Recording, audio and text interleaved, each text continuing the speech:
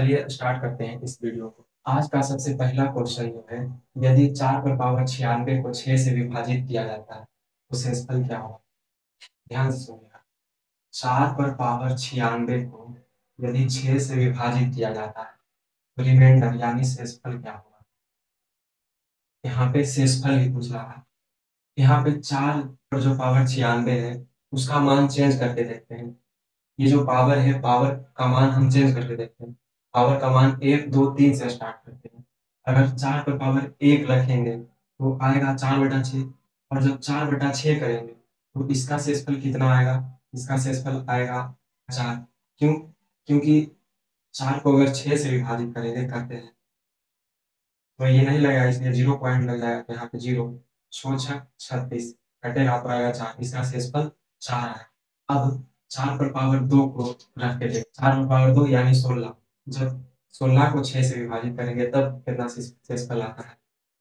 6 दूनी 12, यानी इसका भी शेषफल आएगा 4।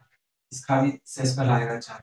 यानी जब n का मान यानी पावर का मान हम 1 रख के देखें तो मेरा शेषफल आया 4। जब 4 पर पावर 2 को रख के देखें तो इसका भी शेषफल आया 4। 4 पर पावर 3 को रख के देखते हैं। 4 पर पावर 3 यानी 64। जब 64 को 6 से विभाजित करेंगे तो 6 कम 6 ही कट जाएगा, उठेगा 4। 0 0 4, इसका भी शेषफल 4 है।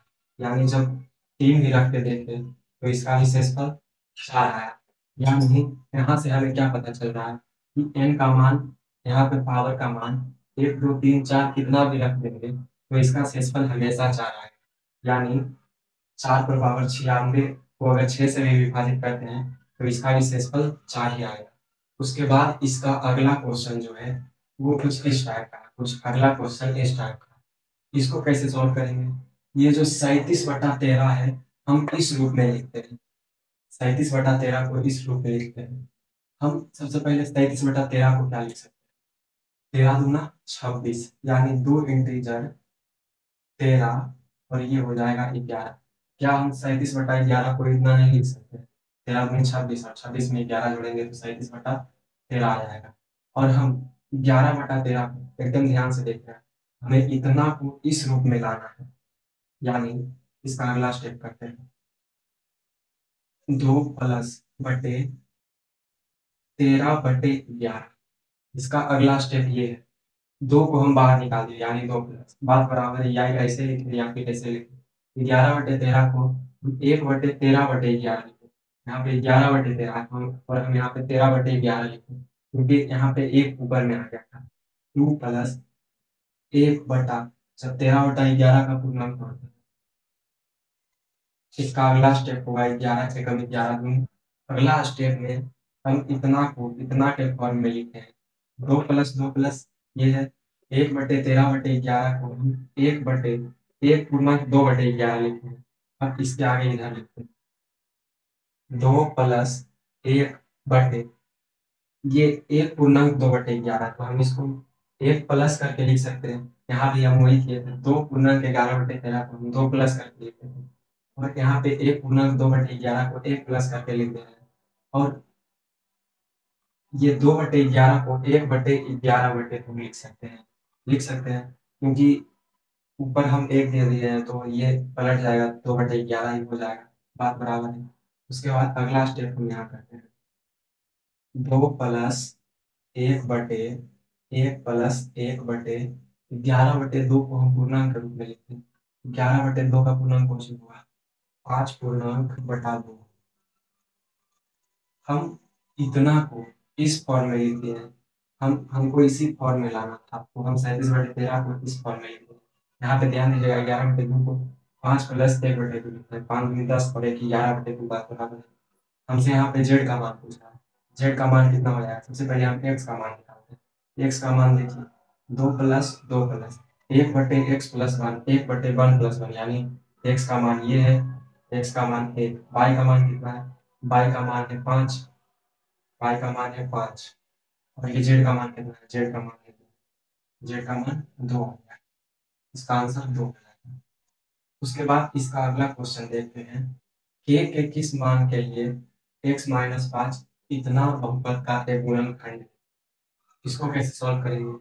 जब इसका एक गुणनखंड दे दिया है x-5, तो इसे हम x का मान निकाल सकते हैं, यानी x बराबर 5 होगा, क्योंकि x-5 इसका एक गुणनखंड दिया हुआ था, तो x बराबर 5 हो जाएगा।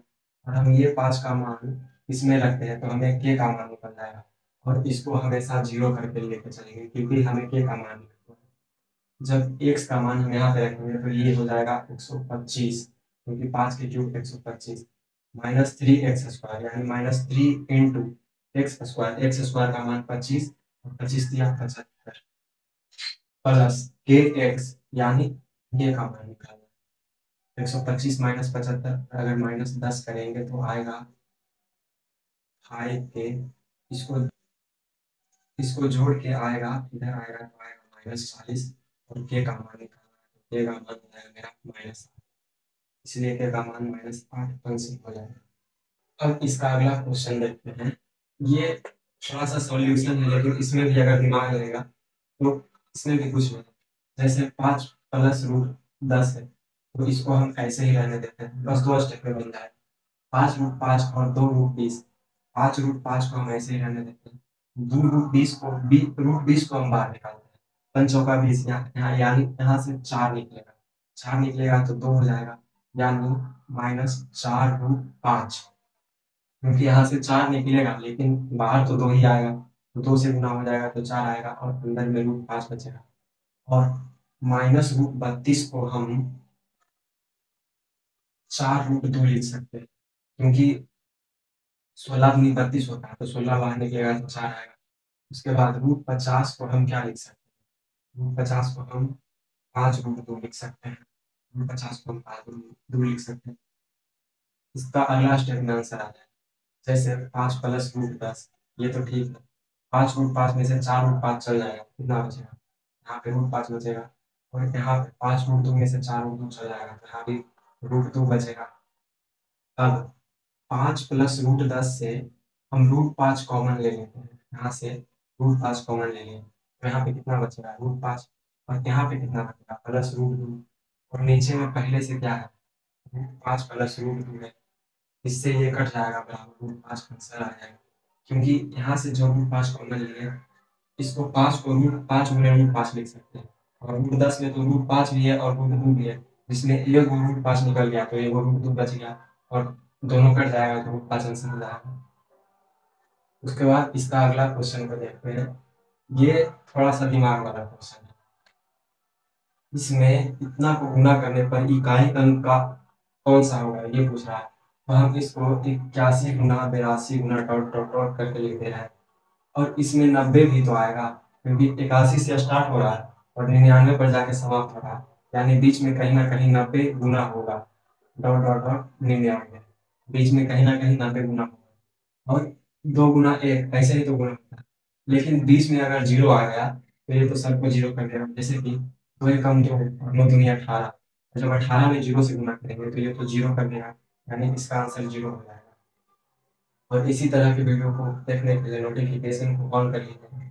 धन्यवाद।